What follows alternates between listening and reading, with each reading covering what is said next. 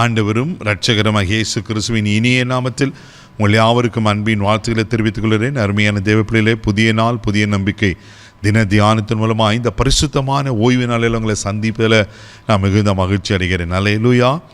இன்றைக்கு கூட இந்த ஓய்வு நாளுக்கென்று கர்த்தர் நம்ம கொடுக்கிற வார்த்தை என்ன? பிரசங்கின் புஸ்தகம் 7ஆம் அதிகாரம் 8வது வசனத்தை கூட வாசிக்க கேட்போம். ஒரு காரியத்தின் துவக்கத்தை பார்க்கிலும் அதன் முடிவு நல்லது. பெருமை உள்ளவனை பார்க்கிலும் பொறுமை உள்ளவன் உத்தமன். அல்லேலூயா, ஆமென்.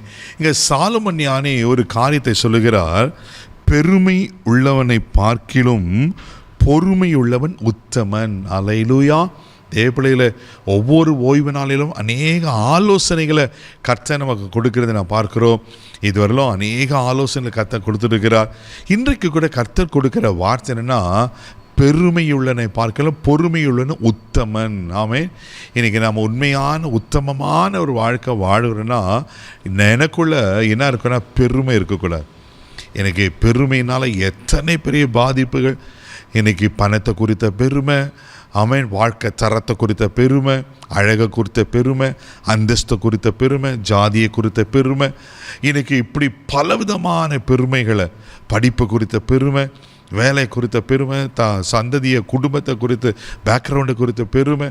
தேவப்பிள்ளையில் ஆண்டவர் பெருமையுள்ளவனுக்கு ஆமென், ஹல்லேலூயா. தேவப்பிள்ளையில் அப்போது நம் உத்தமமாய் காணப்படணும்னா பெருமை இருக்கக்கூடாது. நான் சொல்லலைங்க, சாலமோன் ஞானி சொல்லுகிறேன். பரிசுத்த ஆவியானவர் எவ்வளோ அழகாக எழுதி வைத்திருக்கிறார் பாருங்க. பெருமையுள்ளனை பார்க்கலாம் பொறுமையுள்ளன உத்தமனா. ஆமே. அப்போ நீங்கள் நானும் பொறுமையாக இருக்க கற்றுக்கொள்ளணும். பொறுமை என்பது ஒரு தெய்வீக சுவாபம்.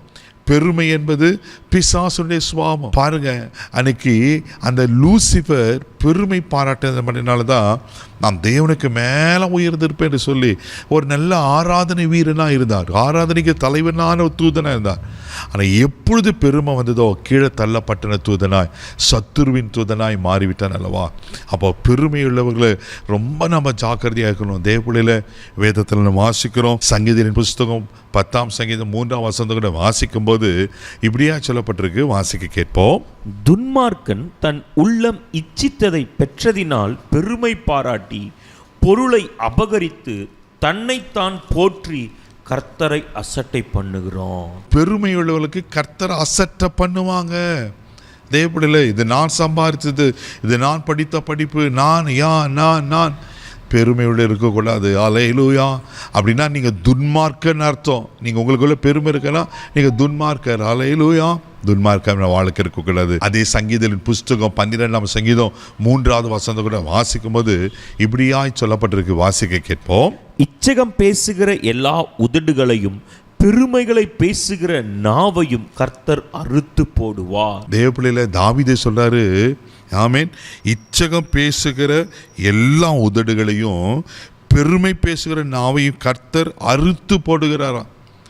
இதில் எவ்வளோ பயங்கரமாக இருக்க. கர்த்தரை அறுத்து போடுகிறார். நாக்கு இருந்தால் தானே பேசுறதுக்கு. நீ பெருமை பேசுகிறன்னா கர்த்தர் நாக்கு அறுத்து போடுகிறார். இதை ஞாபகம் வச்சுக்கொள்ளுங்க.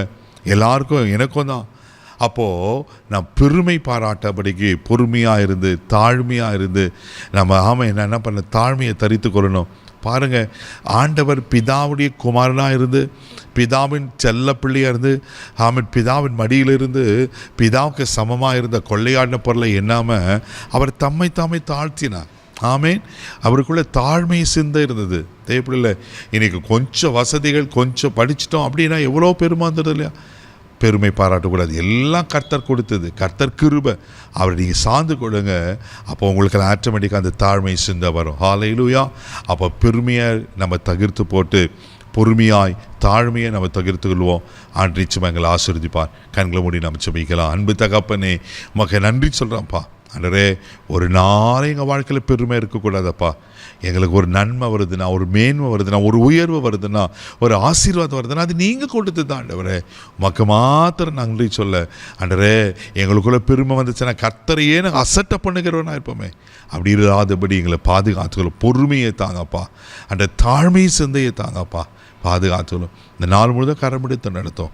கிருபை கோப்பக்கூட இயேசுவின் மூலம் ஜெபக்கெல்லாம் பிதாவே, ஆமென். பெருமையை விட்டுட்டு பொறுமையாக இருங்க. கர்த்தர் உங்களை ஆசீர்வதிப்பார். God bless you.